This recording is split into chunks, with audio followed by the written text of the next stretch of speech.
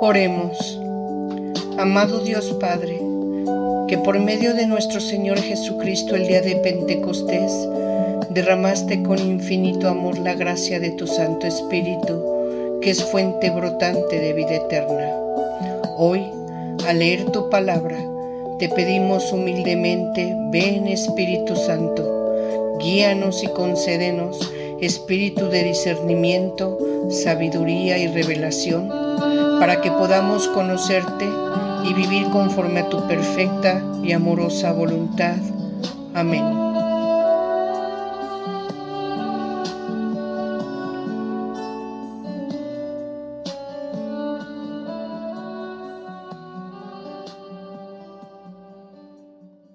¿Qué tal? Con el gusto de estar nuevamente con ustedes y agradeciendo el honor de que nos acompañen. El día de hoy vamos a platicar sobre uno de los temas más hermosos que podemos ver en nuestro curso de los Salmos.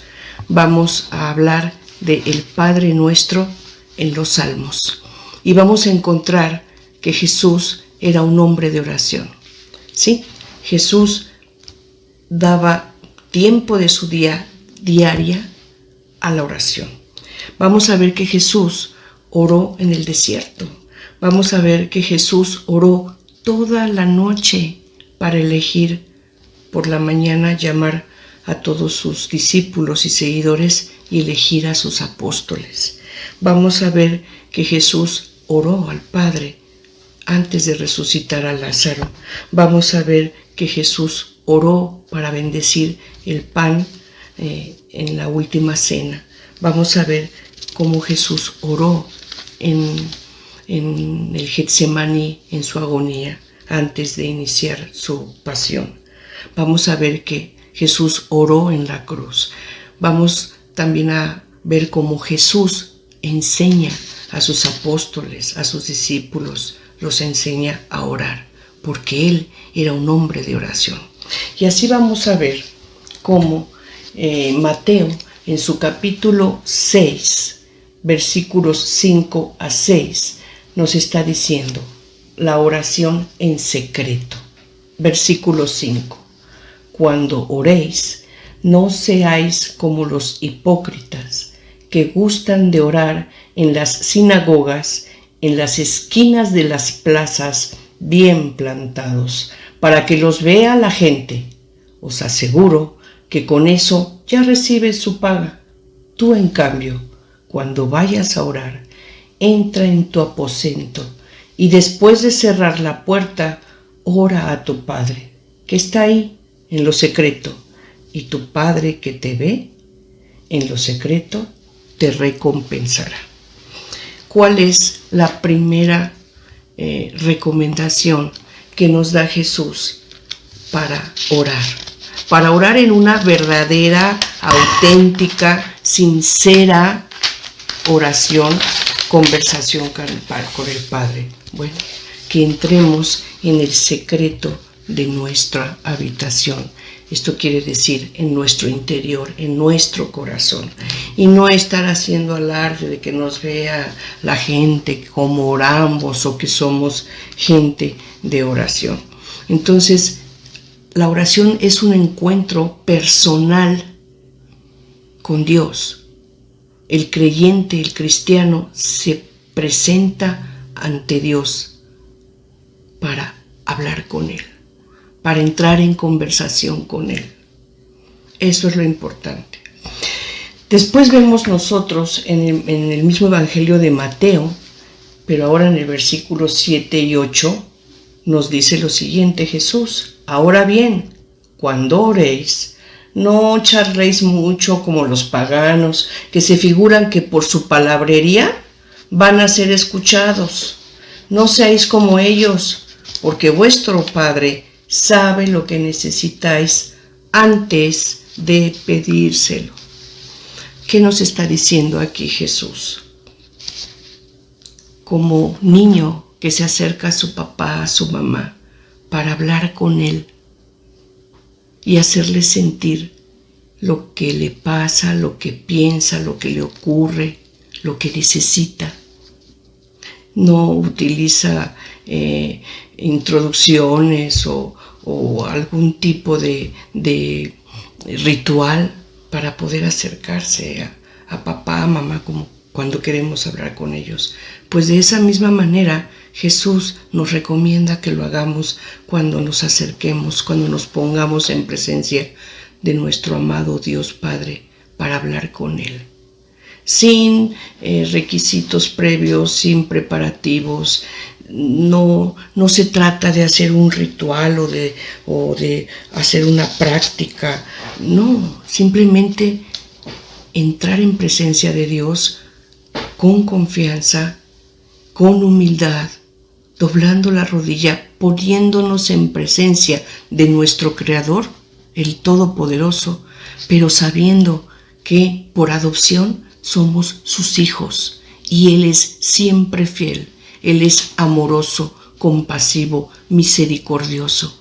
Pero lo importante es que antes de que nosotros se lo pidamos, como buen Padre, sabe cuáles son nuestras necesidades, sabe qué es lo que siente nuestro corazón, sabe cuál es nuestra tribulación. Entonces, con eso, acercarnos, ponernos en presencia de Él y hablar con Él. Eso es orar. Así nosotros vamos a poder ver que la oración del Padre Nuestro está bien estructurada. Vamos a encontrar primero una introducción. Esta introducción a su vez contiene una invocación. O sea, estamos llamando al Padre, estamos invocándolo. ¿Y cómo se hace? Cuando llamamos y decimos Padre Nuestro. Después encontramos una alabanza. Es lo importante. Nosotros cuando empezamos a orar, ¿qué es lo que hacemos? ¿Cuántas veces nos ponemos en oración a Dios? Y les aseguro que la mayoría de las veces que lo hacemos es para pedirle, rogarle ayuda, guía, fuerza, satisfacción de nuestras necesidades. Pero ¿cuántas veces nos hemos puesto en presencia de Dios para alabarlo? A lo mejor sí decimos gracias Dios, pero no es la misma forma con la que le pedimos, Es triste, pero es la realidad. Cuando nosotros oramos porque tenemos una necesidad, un problema, una enfermedad, una angustia, nos presentamos ante Dios, doblamos la rodilla y clamamos a Él. Y si tenemos que volver a hacerlo, lo volvemos a hacer.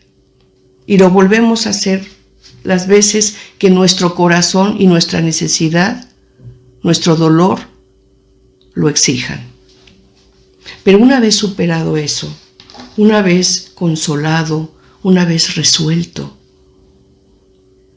nos volvemos a poner en esa misma presencia con la que lo hicimos para pedirle, nos volvemos a presentar ante Dios para alabarlo y para darle gracias. O simplemente con alegría, tranquilidad, decimos, ay, gracias a Dios, ay, gracias Dios. ¿Y luego qué más? ¿En qué momento nos volvimos a poner en su presencia, nos volvimos a postrar y alabamos lo grandioso que es Dios, el todopoderoso, omnisciente, omnipresente, todo suficiente? ¿En qué momento le hacemos ver nuestra alegría al descubrirlo como lo hemos descubierto, amoroso, piadoso, perdonador, que nos escucha, que nos consuela, que nos guía? Y en una alabanza larga, sentida, entregada, enorme, duradera, le estamos dando gracias a Dios. ¿Recordamos la última vez que nos pusimos en presencia de Él para pedirle algo? Les aseguro que lo recordamos. Pero ¿recordamos la última vez que nos pusimos en su presencia para alabarlo? las recordamos? ¿Usted recuerda la última vez que lo hizo? Que se haya puesto en presencia de Dios no para pedirle, para alabarlo. Es una forma de decirle, Padre, Dios Padre, te amo. Y solamente vengo a decirte eso, te amo. Gloria a Dios en el cielo. Gracias, te amo. Y permanecer con Él en alabanza, en adoración a Dios. Jesús lo hacía. Cotidianamente lo hacía. El Evangelio de Lucas nos muestra que Jesús era un hombre de oración y oraba diariamente y a todo momento. Se levantaba de madrugada a orar. Se levantaba muy temprano al salir el sol a orar. Durante el día oraba. Al anochecer oraba.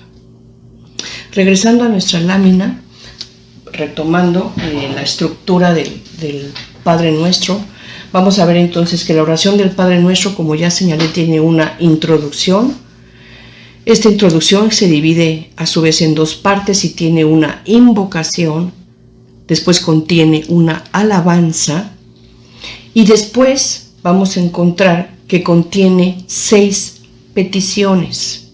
Las dos primeras son peticiones que se refieren a Dios y las 4 restantes son peticiones por nuestras necesidades radicales. Así entonces, nosotros vamos a darnos cuenta de que en Mateo 6, 9 a 13, Jesús dijo, cuando sus apóstoles le piden que les enseñe a orar, Jesús dice,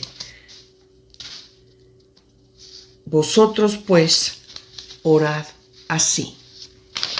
Y después encontramos el versículo de Mateo 6:9 y dice, Padre nuestro que estás en los cielos.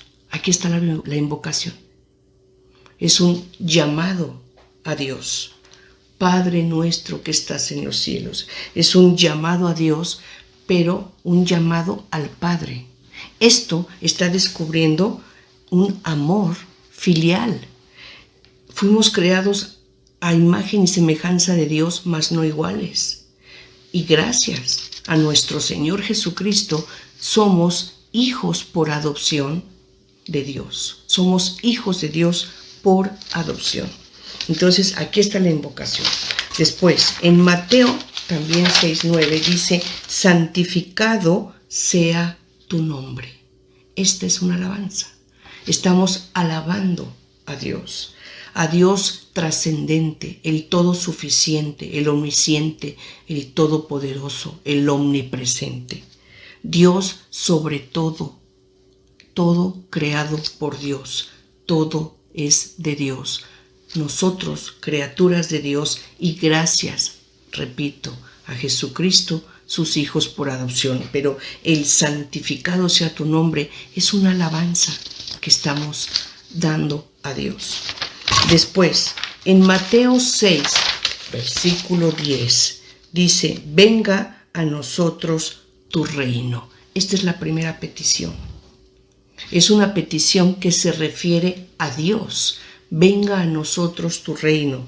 ¿Qué quiere decir esto? Estamos clamando a Dios porque ejerza su reinado, ¿sí? Ese tan esperado y prometido reinado, en donde Él reinará, ¿verdad?, en santidad, con misericordia, en justicia, con compasión, con perdón, en compasión, ¿sí? Ese es el venga a nosotros tu reino. Hacerle saber que estamos esperando, ¿verdad?, la llegada de la nueva Jerusalén, pero en tanto, al mismo tiempo, vivir nosotros en integridad con esto. Si estamos clamando que Jesús llegue a nosotros nuevamente en su segunda venida para establecer su reinado en la nueva Jerusalén, bueno, tenemos en tanto nosotros que vivir en armonía con eso, ¿sí? Después, en Mateo 6:10 también dice: hágase tu voluntad, así en la tierra como en el cielo. Esta es la segunda petición. También, segunda petición, que se refiere a Dios y a su reinado. ¿Qué le estamos diciendo? Que nosotros, como hijos obedientes, vamos a aceptar su voluntad. Vamos a ser obedientes de manera confiada, dóciles. Vamos a recibir su voluntad y a vivirla con tranquilidad, de manera paciente, fuerte y de manera valiente. Porque nosotros sabemos que la vida no es fácil. Dios nunca nos prometió una vida feliz. Las Escrituras lo dicen. Lo dice bien claro. Todo es de Dios. Él lo dice. Todo es mío. Ustedes, cuando le habló al pueblo hebreo para celebrar la alianza, le dice: todo es mío y ustedes míos son. Sin embargo, Dios respeta el libre albedrío que nos dio como regalo.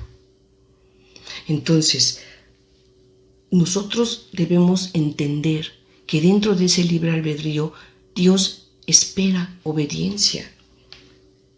Y esa obediencia a veces, sí, va a ser difícil, porque repito, Dios nunca prometió felicidad absoluta. Nos lo dice: todo es mío, dice Dios. Yo he creado todo, dice Dios. Pero ustedes, con la desobediencia, al caer, ¿verdad?, de la gloria de Dios, el pecado original, nosotros lo sabemos, tuvimos que empezar a vivir en un mundo gobernado por el maligno, lo dice la Escritura. Pero esto no quiere decir que el mundo sea del maligno. Simplemente Dios lo está permitiendo, porque fue nuestra elección al caer en desobediencia. Entonces, sabemos que vamos a ver, que va a haber tribulación. Jesús lo dijo: en el mundo tenéis o van a tener tribulación, pero ánimo, dice, yo he vencido al mundo, refiriéndose al maligno. Entonces, esa obediencia de manera confiada, dócil, paciente, pues también incluye tener que ser fuertes y valerosos en estos momentos que tengamos que enfrentar de manera dolorosa, difíciles, de pérdidas, de retos, de esfuerzo, de trabajo, de fracasos. Después, en Mateo 6:11 nos dice: danos hoy nuestro pan cotidiano, o danos hoy nuestro pan de cada día. Aquí parece que se entiende rápido, que le estamos pidiendo a Dios pues que nos dé, ¿verdad?, el alimento, el sustento, lo necesario de alimento y bebida, agua para vivir. Las necesidades más elementales de cualquier ser humano. Sí, se refiere desde luego a eso, que Dios nos dé el sustento diario para alimentarnos y beber. Pero no solamente se refiere aquí al pan de cada día, ese que alimenta el cuerpo. Se está refiriendo al pan, al cuerpo, a la sangre de Cristo. Sí, se está refiriendo a la Santa Eucaristía. Así como nosotros clamamos a Dios para pedirle alimento para nuestro cuerpo, que es necesario para vivir, bueno, igual pedirle a Dios, clamarle a Dios para que podamos estar en integridad con Él y podamos tomar la Eucaristía, participar de la misa y en la Santa Misa poder participar de la Eucaristía, el cuerpo y la sangre de Cristo, en donde se hace presente nuestro Señor Jesucristo y se da a nosotros para estar con nosotros y nosotros con Él. Porque Él lo dijo, solo el que beba mi sangre y el que coma mi carne podrá participar y estar conmigo y yo con Él. Entonces, esto es lo grandioso de esta oración del Padre Nuestro cuando le pedimos que nos dé el pan de cada día. Le estamos pidiendo que nos invite, como somos de hecho invitados, y que por integridad en la que estemos viviendo, bajo su obediencia, su voluntad, actuando como Él espera que lo hagamos, en amor, en fidelidad, evadiendo el pecado, evitando el pecado, que estemos así para poder participar de la Eucaristía. Después, en Mateo 6:12 nos dice, perdónanos nuestras deudas como nosotros perdonamos a nuestros deudores. Qué difícil pedir perdón. No, con una facilidad que sabemos hacerlo, ¿verdad? Con esa confianza de que es nuestro Padre, nos acercamos y podemos pedirle perdón. Lo difícil es reconocerlo. Pero una vez que nos sabemos pecadores, una vez que sabemos que hemos ofendido el amor de Dios, una vez que sabemos que hemos causado un daño a un hermano, a un semejante, a otra persona, una vez que lo sabemos, con un corazón contrito pedimos perdón. Y nos acercamos a nuestro amado Dios con esa confianza de saber que nos va a perdonar si realmente sentimos ese arrepentimiento y la intención de no volver a repetir o hacer ese daño o ese pecado en el que estamos cayendo. Y eso es fácil. Lo difícil es perdonar a nuestros deudores. Porque pedimos perdón, pero la pregunta es, ¿sabemos perdonar a los que nos ofenden? Sobre todo porque muchas veces nosotros caemos en un pecado, ¿verdad? Y pedimos perdón. Sabemos, somos conscientes de ese pecado, pero percibimos o nos podemos dar cuenta o sentimos cuando una persona, nosotros caemos en la cuenta de que está actuando de una manera en la que nos está agrediendo o nos está perjudicando, nos está molestando, y caemos en la conclusión de que nos está haciendo daño, está ofendiendo a Dios y está en pecado. Y nos sentimos con el derecho de sentir de entrada rechazo. Lo estamos juzgando, lo estamos condenando. Porque el malo es Él, no yo.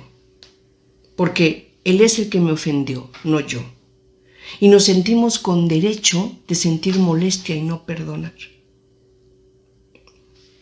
Pero ¿qué creen? Te aviso que esa persona ni siquiera pasa por su mente ni agredirte, ni perjudicarte, ni dañarte, y en su conducta Él está en integridad. Pero uno se siente incómodo y aludido con la manera en la que se está desenvolviendo. Entonces, ni siquiera esta persona está incurriendo en pecado y nosotros estamos dando por hecho que así es. Entonces, hay que perdonar. Porque tal vez ni siquiera existe el pecado en la otra persona. Entonces, somos nosotros los que nos estamos haciendo daño. Nuestro corazón, nuestro alma, nuestro espíritu, nuestra conciencia, nuestro sentir se está contaminando con odio, con rencor, con tristeza, con una serie de sentimientos que no son sanos. Y aquella otra persona, ni por aludida, pero nos está haciendo daño a nosotros. A nosotros nos hace más daño no perdonar que perdonar. Ahora, si efectivamente existió el daño, si efectivamente esta persona nos hizo daño, bueno, pues ahí sí, ni hablar.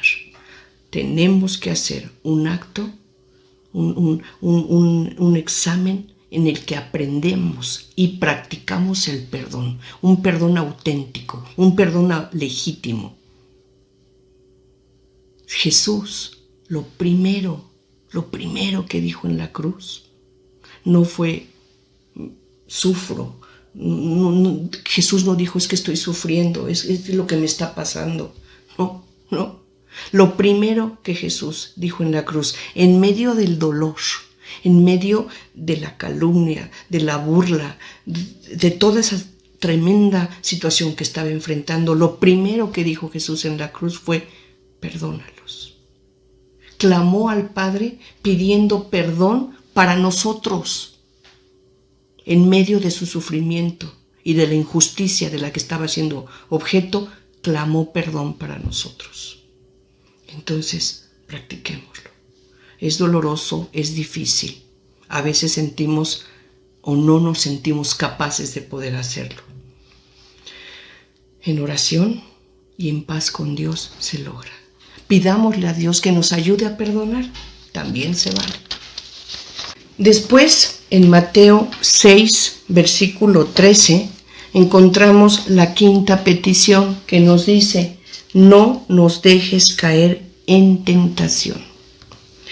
Sí, como ya lo señalé, vivimos en un mundo gobernado por el maligno y está plagado, así literal, plagado de tentaciones de todo tipo, de todo tipo, corrupción, soborno, injusticias, homicidios, robos, fraudes, engaños.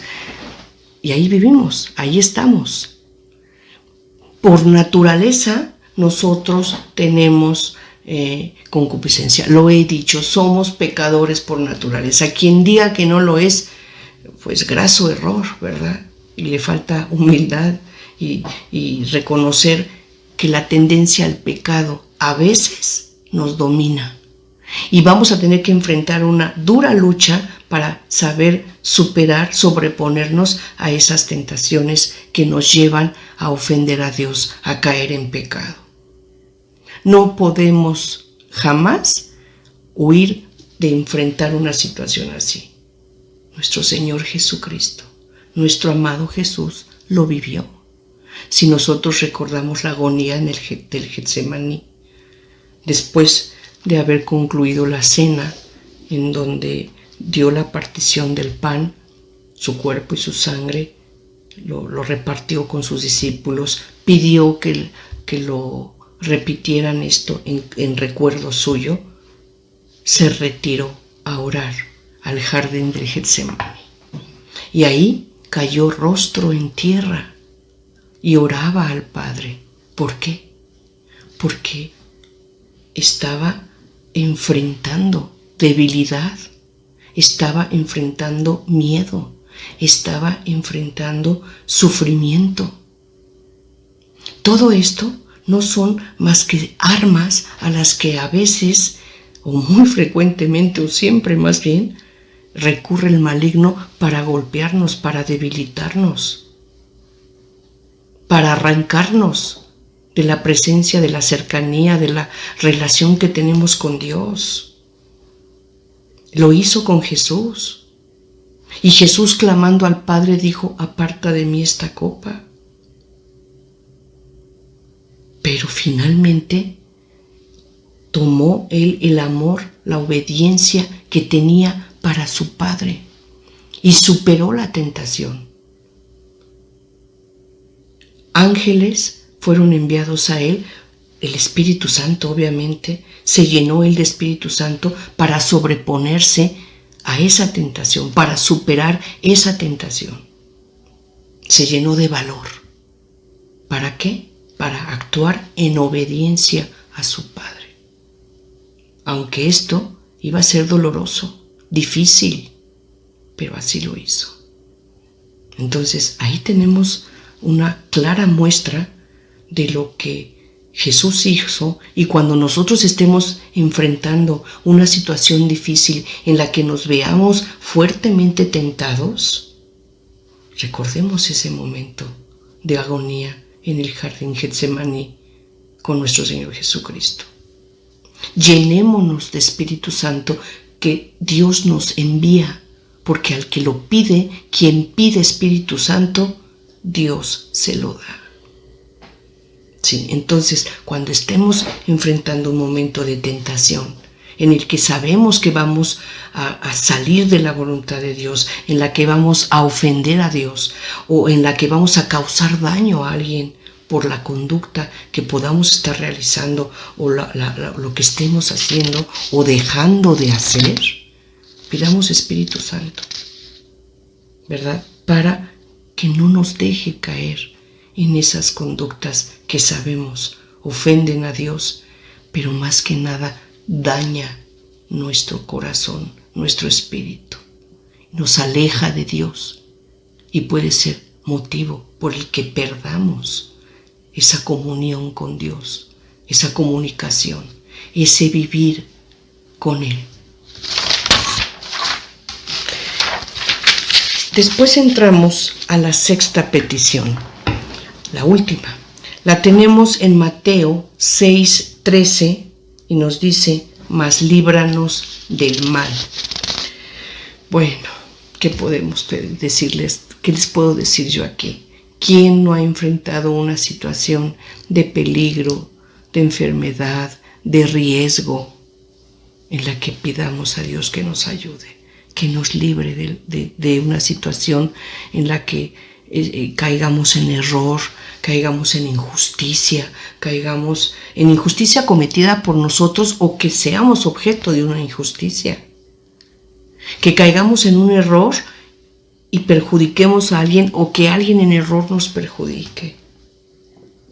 Todo lo que significa, ¿verdad? Un mal que nosotros podamos provocarle a otra persona o que otra persona nos haga mal a nosotros. Bueno, en ambas situaciones clamar a Dios y pedirle: Señor, líbrame del mal que cualquier persona consciente o inconscientemente me pueda hacer. Y Señor, líbrame, ¿verdad? Corrígeme de caer yo en alguna conducta o omisión, repito, que pueda dañar a otra persona y que lo haga yo de manera consciente o inconsciente.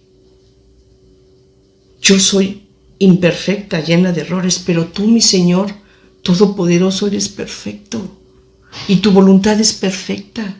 Entonces, guíame, dame luz, líbrame del mal que pueda yo provocar o que me puedan provocar. Esta es la sexta y última petición del Padre Nuestro: líbranos del mal. Por último, Jesús, una vez que les enseña esta oración del Padre Nuestro, porque el Padre Nuestro, ya lo señalé, es una oración que Jesús enseñó a sus discípulos, a sus apóstoles, a sus seguidores, y les dice: cuando oren, oren así, y les da el Padre Nuestro. Él entonces oraba con el Padre Nuestro, Él hacía esta oración todos los días.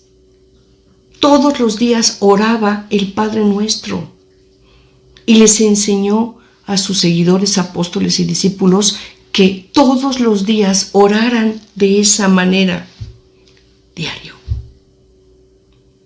Nosotros todos los días debemos ponernos en presencia de Dios y hacer esta oración. Pero hacer esta oración meditando en el contenido que ésta tiene, atendiendo a lo que acabamos de comentar. No solamente decirla como una recitación que se dice de memoria de manera inconsciente y práctica, ¿no? No, eso no es orar. Entremos en el secreto de nuestro corazón, a solas, en paz, en tranquilidad, aunque nuestro corazón esté con dolor, con tribulación. En paz, pongámonos en presencia de Dios y hagamos todos los días esta oración del Padre Nuestro. Pero cuando Jesús termina de enseñar esta oración del Padre Nuestro, la cierra con lo siguiente que voy a dar lectura. Esto es importantísimo. Padre Nuestro, estoy en el capítulo 6, versículo 14 y 15. Les dijo, después de haber dado toda la oración del Padre Nuestro, les dijo, que si vosotros perdonáis a los hombres sus ofensas, os perdonará también a vosotros vuestro Padre. Pero si no perdonáis a los hombres, tampoco vuestro Padre perdonará vuestras ofensas. Nuevamente, recalcó, hizo sobresalir esta parte. En la misma oración del Padre Nuestro, hay una petición donde dice, perdona nuestras ofensas como nosotros perdonamos a los que nos ofenden. Concluye la oración y Jesús volvió a repetir, la cuestión del perdón es toral, es una parte medular para que Dios nos pueda perdonar. Y desde luego que sí. ¿Cómo podemos pedirle o clamar a Dios perdón si no perdonamos? Si una persona está acercándose a nosotros pidiendo perdón, una disculpa, o si no lo está haciendo pero con su actitud nos está mostrando que quiere pacificar la situación o la relación, o tal vez con su conducta está queriendo reparar el daño que nos pudo haber hecho. Y nosotros, no obstante, en nuestro corazón amargo, duro, no somos capaces de llenarnos del amor de Dios para dar ese perdón como se lo estamos clamando a Dios Padre. ¿Cómo y con qué calidad podemos después pedirle a Dios que nos perdone? Sobre todo, repito, que muchas veces hay personas de las que sentimos que nos han hecho daño y que tenemos la idea de que nos ha hecho mal, actuó mal y no perdonamos, no queremos tener ni cercanía con esta persona, y esta persona ni siquiera por su cabeza ha pasado de hacernos daño ni tiene ninguna predisposición negativa hacia nosotros. Son ideas que nosotros nos hacemos, dadas las circunstancias o relación que tenemos con esta persona, en la que somos nosotros los que nos hacemos idea y rechazamos o repelemos o reprobamos a un hermano, a un semejante. Entonces, esta persona, sea o no sea pecadora con su conducta hacia nosotros, nos haya o no nos haya hecho daño de manera consciente o inconsciente, perdonemos. Perdonemos tomando ese mismo o alimentándonos, inspirándonos en ese mismo amor que tiene Dios Padre para con nosotros cuando le pedimos perdón. Si nosotros practicamos el perdón, si aprendemos a perdonar y con un corazón limpio, porque perdonamos, podemos clamar a Dios que nos entregue también ese corazón limpio para poder perdonar, para que nos perdone. Muchas veces nos vamos a encontrar en la situación de que somos conscientes de que nos dañaron, o consciente o inconscientemente, intencional o intencionalmente, nos vamos a dar cuenta que nos dañaron, y nosotros nos vamos a dar cuenta que queremos practicar ese perdón, queremos otorgar ese perdón, sanar nuestro corazón, y no podemos. Porque el dolor es mucho, porque el daño fue tanto que nos cuesta trabajo otorgar ese perdón. Bueno, pues entonces va a haber ocasiones en que nos vamos a tener que poner en presencia de Dios y pedirle que nos dé su Santo Espíritu para que podamos aliviar nuestro corazón, para que podamos otorgar ese perdón. Sí, finalmente a veces es difícil, pero lo podemos intentar pidiendo Espíritu Santo, y lo vamos a lograr, porque Dios, repito, Dios le da el Espíritu Santo a quien lo pide. Luego entonces, cuando nosotros ya tenemos ese corazón perdonador, ya pudimos hacer ese ejercicio en oración en el que otorgamos el perdón, ya sanamos nuestro corazón, ¿verdad? Cuando nosotros igual, si somos conscientes que dañamos a alguien, ya pedimos perdón a esta persona, y si es posible tratar de resarcir el daño que pudimos hacer o evitar continuar haciendo daño de la manera en la que lo estamos haciendo.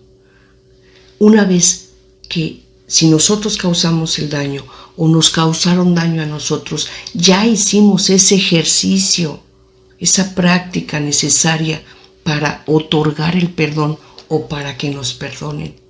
Entonces, y solo entonces, ¿verdad?, podremos pedir a Dios perdón. Y entonces así podremos nosotros realizar una oración al gusto de nuestro Padre Dios, porque a Dios quiere escucharnos en oración. A Dios le agrada que oremos, que clamemos a Él. Él espera que lo hagamos, pero no con un corazón herido, no con un corazón lleno de resentimientos, no con un corazón que no perdonó y que sufre y que se siente víctima, y a lo mejor lo es. Pero Dios no quiere una oración así.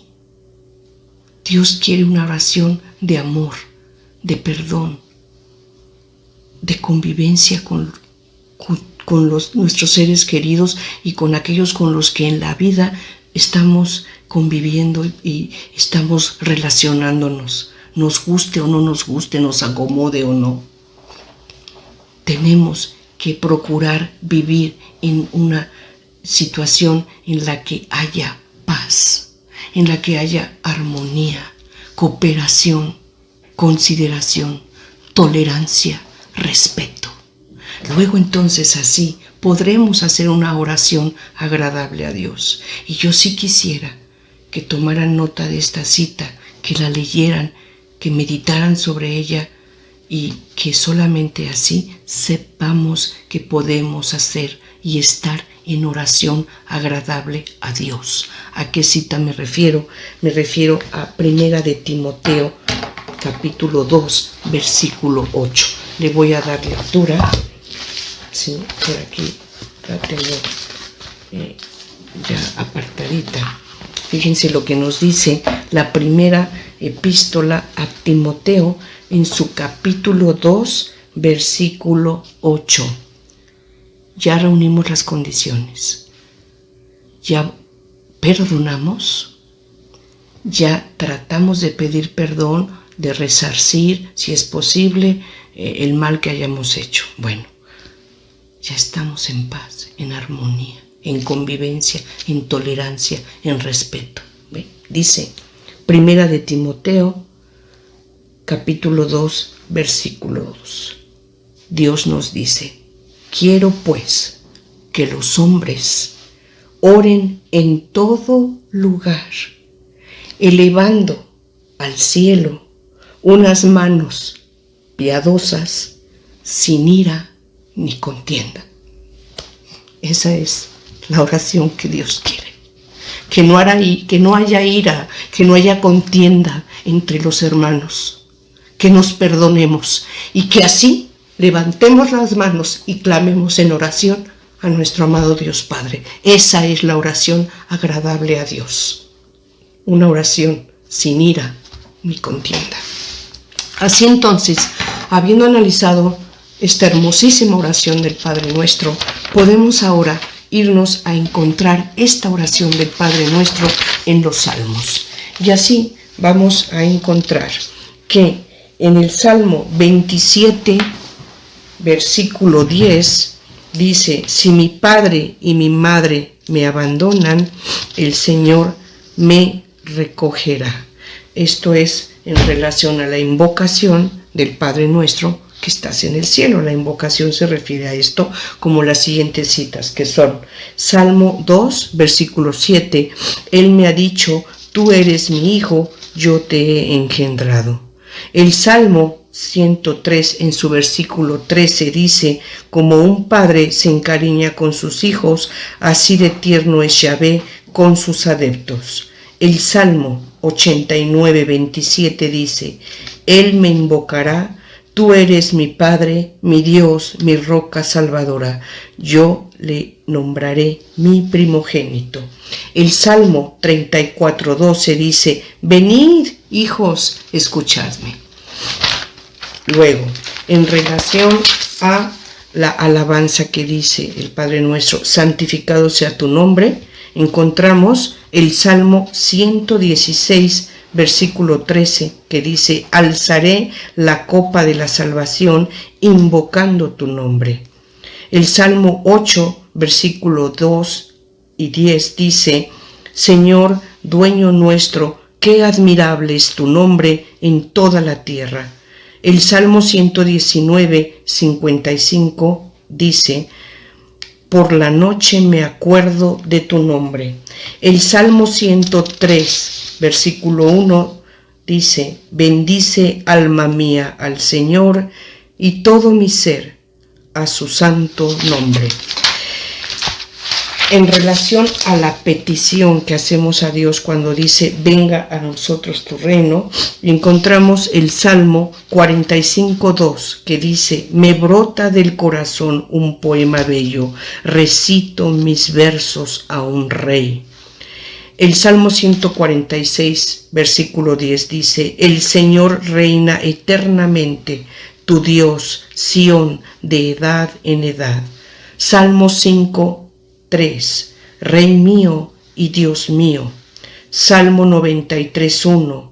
El Señor reina vestido de majestad, el Señor vestido y ceñido de poder. El Salmo 96:10 dice: decir a los pueblos: el Señor es el Rey.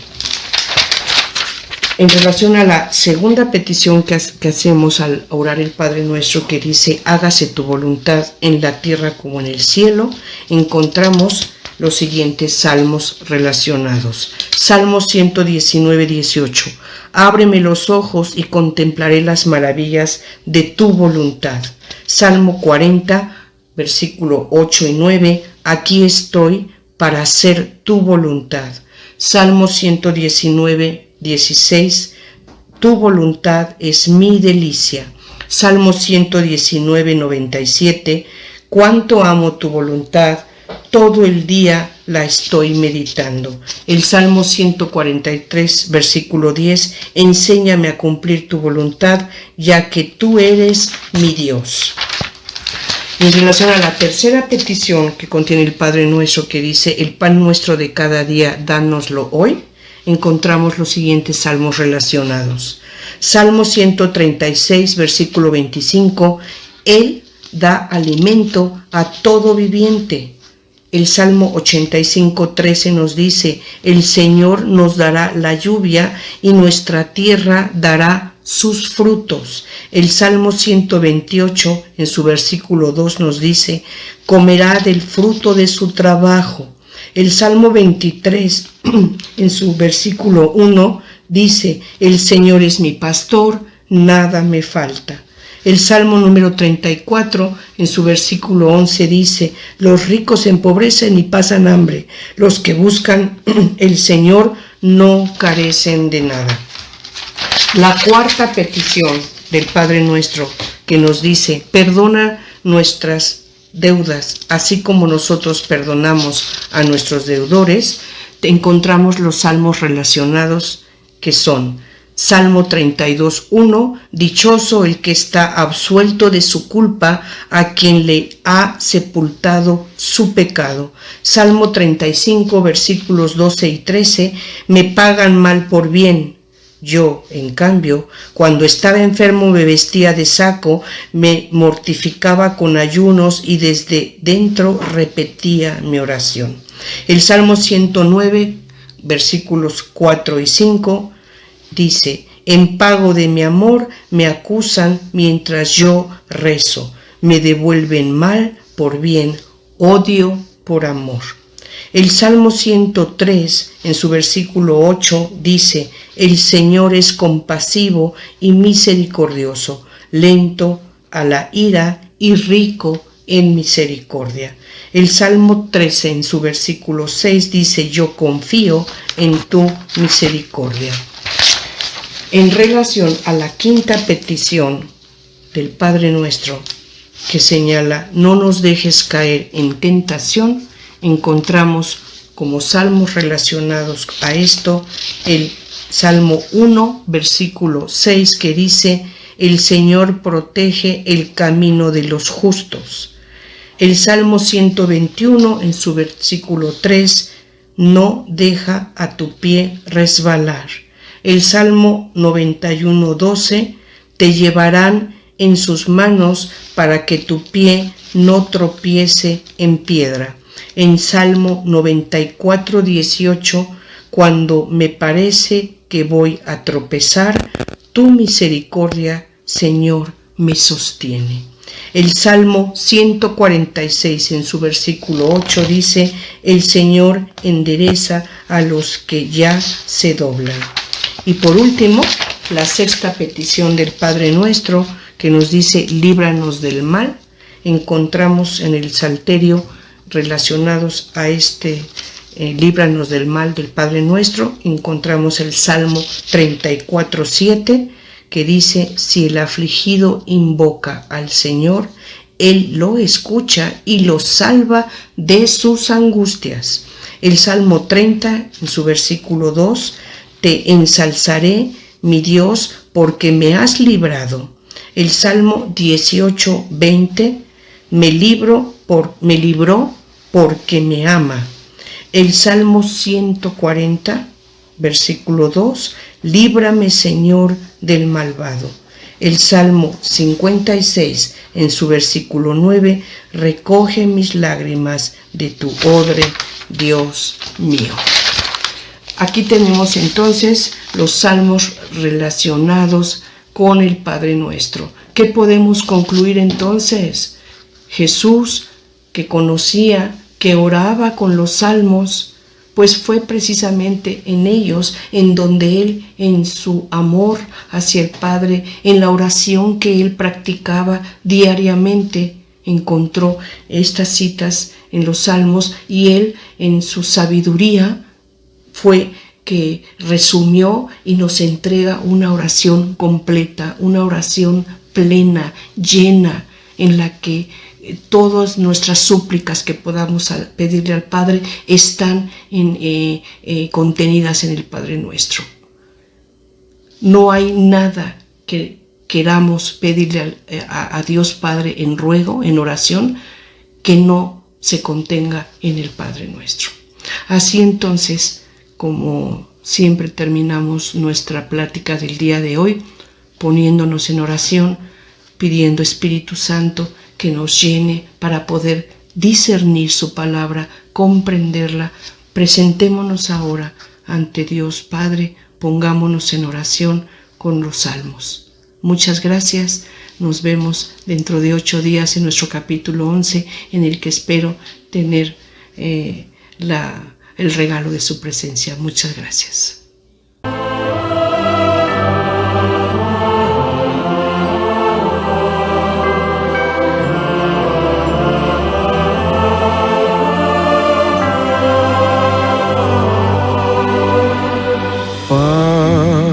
Padre nuestro que estás en el cielo, santificado sea tu nombre.